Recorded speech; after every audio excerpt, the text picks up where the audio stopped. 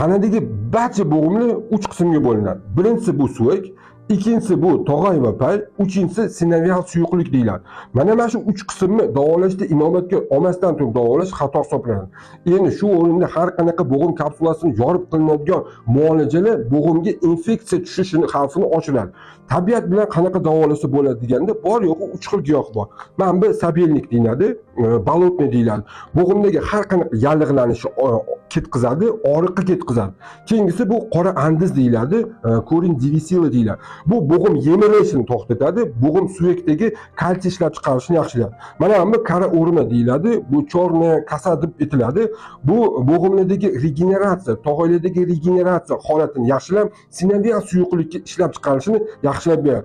Shu giyohlardan qilingan tayyorlamani olib turiladi, bir choy qoshiqni bitta termosga solib turib, 500 ml qaynoq suv solib 20 minut damlab turib, har ovqatdan 3 baham ichiladigan bo'lsa, oldin 21 kunda bo'g'imlar holati yaxshilanadi, og'riqli ketadi, shishlik ketadi, yemirilish ketadi va tezroq tiklanadi.